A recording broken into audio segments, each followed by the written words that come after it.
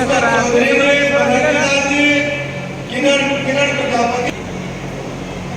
जब भारत की आजादी की 100वीं वर्षगांठ मनाई जा रही होगी,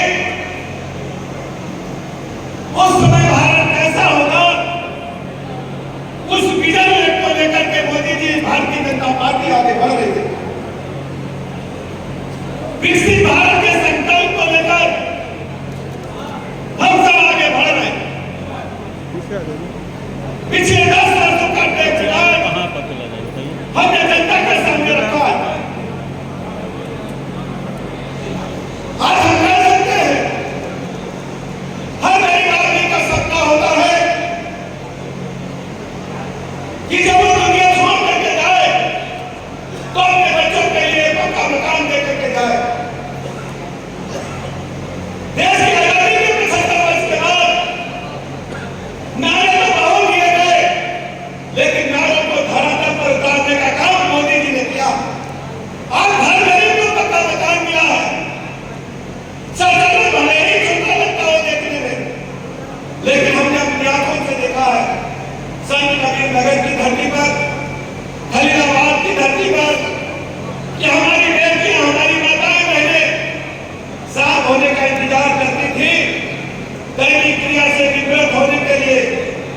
उस समय जो गाड़ी की हेडलाइट उनके चेहरे पर पड़ती थी, विपरीत परिस्थिति में हमारी बहन बेटी खड़ी होती थी। इस पीड़ा को यदि किसी ने समझा तो माननीय मोदी जी ने समझा। आज देश के हर गरीब को शौचालय देकर उनके जीवन स्तर को ऊपर उठाते हुए इज्जत से जीने का हक देने का काम किया। हजारों सिगरेट बीड़ी का धुआं हमारी बहनों के फेफड़ों में जाता था। गैस कनेक्शन तो पहले बिना कहने से मिलता था। गरीब आदमी सोच भी नहीं सकता था उसके घर में गैस कनेक्शन होगा, लेकिन मोदी जी ने उज्ज्वला गैस कनेक्शन ला करके हर गरीब के घर में गैस सिलेंडर कनेक्शन निःशुल्क देने का काम किया। पीने के पानी के लिए कितना संघर्ष करना पड़ता था हमारे बहन बेटियों को, माताओं को, बच्चों को खाना खिलाने के लिए। हम लोग भी भ्रमण पर निकलते थे। इससे पहले मैं सांसद था, विधायक सांसद सड़क पर निकलते थे, लोग कहते थे इंडिया का नल हमारे यहाँ लग जाएगा और तो बच्चों को पीने का पानी मिल जाएगा। एक नल 2 नल गाँव में होता था, लेकिन मोदी जी ने दुनिया की सबसे बड़ी योजना जल जीवन मिशन पूरे देश में लागू करने का काम किया। आज खलीलाबाद हो या उत्तर प्रदेश का कोई छोटा सा गांव, हर गांव में हर घर नल से जल पहुंचाने का काम मोदी जी कर रहे हैं। ऐसा है बदलते हुए भारत की तस्वीर। और केवल पानी नहीं मिलता है, रोजगार से भी हमारी बहनों को जोड़ा गया है। बहनों को ट्रेनिंग दी गई है कि स्वच्छ पेयजल कैसे आएगा उसकी जांच आप करोगे, उनको किट प्रदान की गई है। हमारे युवा भाइयों को मिशन से जोड़ करके प्लम्बर की ट्रेनिंग दी गई, इलेक्ट्रीशियन की, फिटर की ट्रेनिंग दी गई। गांव में रोजगार देने का काम जल जीवन मिशन के माध्यम से हो रहा है। बिजली के बारे में आप जानते हैं, पहले बिजली 1 घंटा दिन में आती थी, 1 घंटा रात में आती थी। रिश्तेदार आते थे। बहनों को ट्रेनिंग दी गई है कि स्वच्छ पेयजल कैसे आएगा उसकी जांच आप करोगे, उनको किट प्रदान की गई है। हमारे युवा भाइयों को मिशन से जोड़ करके प्लम्बर की ट्रेनिंग दी गई, इलेक्ट्रीशियन की, फिटर की ट्रेनिंग दी गई। गांव में रोजगार देने का काम जल जीवन मिशन के माध्यम से हो रहा है। बिजली के बारे में आप जानते हैं, पहले बिजली 1 घंटा दिन में आती थी, 1 घंटा रात में आती थी। रिश्तेदार आते थे तो पूछते थे बिजली दिन की है कि रात की। लेकिन आज हम कह सकते हैं उत्तर प्रदेश में 75 के 75 जिलों को बराबर बिजली देने का काम हमारी सरकार ने किया है।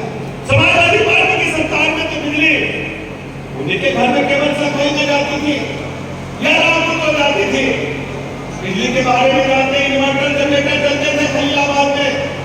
आज लगातार बिजली देकर के आपको सुविधाजनक जीवन देने का काम भारतीय जनता पार्टी के चुनाव में स्कूलों का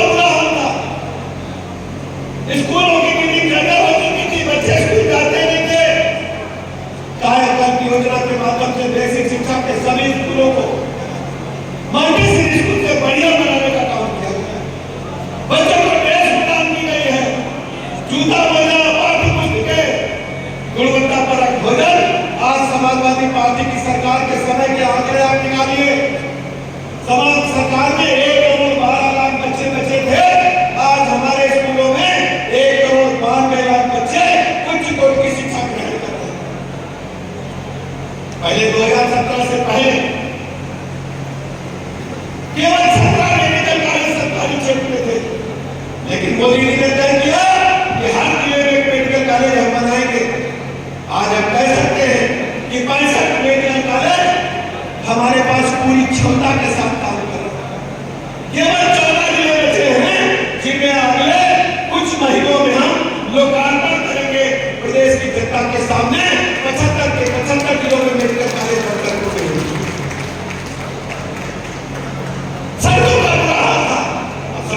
सामने है।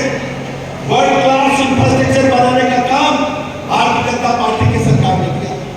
सामाजिक एक्सप्रेसवे लगाकर कई स्टेट है उत्तर प्रदेश 2,72,000 किलोमीटर चौड़ी सड़कें बना करके हर जिले को 4 लाख से जोड़ने का काम भारतीय जनता पार्टी की सरकार ने किया।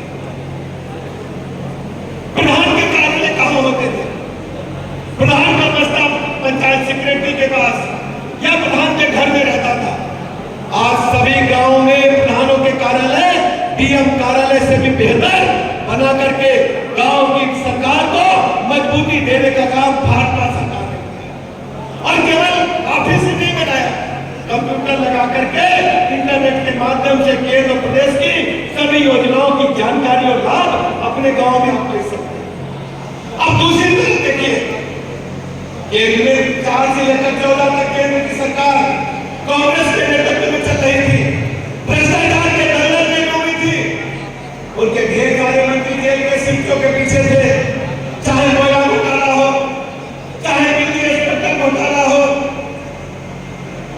चाहे सेना के बने भवनों में घोटाला हो, चाहे कॉमनवेल्थ गेम्स घोटाला हो, ढेर सारे मंत्री जेल के सीटों के पीछे थे। यह है कांग्रेस का ट्रैक रिकॉर्ड। समाजवादी पार्टी के बारे में आप जानते हैं, समाजवादी पार्टी उत्तर प्रदेश में गुंडे माफिया मवाली लुच्चे लफंगों को प्रमोट करने का काम करती थी। हर जिले में एक माफिया होता था।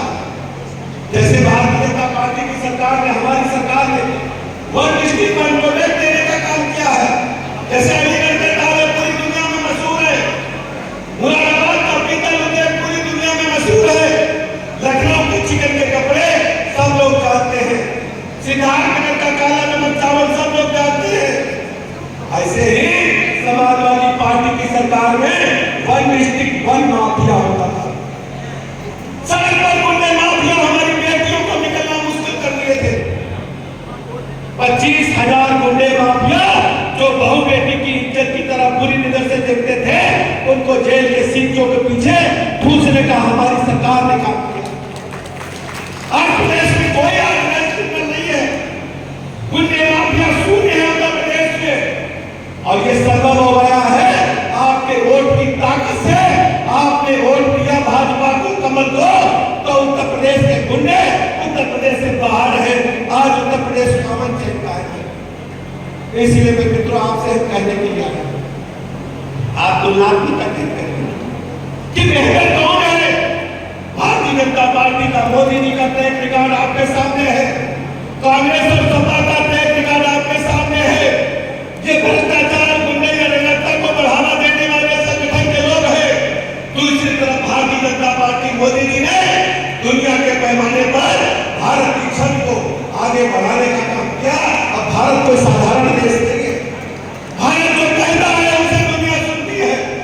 आपको याद होगा पुलवामा में अटैक हुआ तो मोदी जी ने कहा था कि दुश्मन को घर में घुसकर के मारेंगे।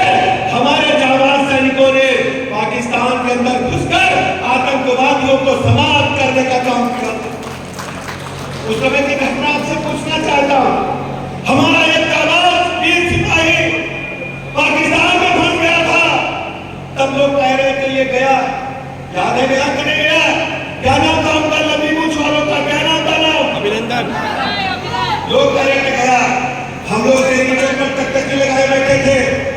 ऐसा महसूस हो रहा था जैसे 6 रन बनाने हो और एक ही बात बची हो, धोनी खेल रहे हो। टेलीविजन से आंख उठाने का मन नहीं कर रहा था। हम लोगों ने अपनी आंखों से देखा कि मोदी जी ने कहा था टेलीविजन पर कि अभिनंदन सकुशल वापस चाहिए, तो पाकिस्तान ने हमारे अभिनंदन को इज्जत के साथ पाकिस्तान बॉर्डर से भारत भेजने का काम किया। ये है बदलते हुए भारत की तस्वीर। भारत अब ताकतवर राष्ट्र है और विकसित राष्ट्र के साथ कल्पना के साथ आगे बढ़ रहा है 2047 तक। आज हम दुनिया में 5वीं बड़ी अर्थव्यवस्था है। आगे बड़े बड़े अर्थशास्त्री मानते हैं कि मोदी जी के नेतृत्व में भारत दुनिया की 3री बड़ी आर्थिक ताकत बनेगा। ये बड़े बड़े अर्थशास्त्री कहते हैं। इसलिए आपसे हम कहने के लिए आए हैं, आप दुनिया का अध्ययन करिए। हमारा प्रेमी निशान आपके चरणों की सेवा करेगा, आप लोगों का आशीर्वाद देकर आपके क्षेत्र के नाम को रोशन करेगा।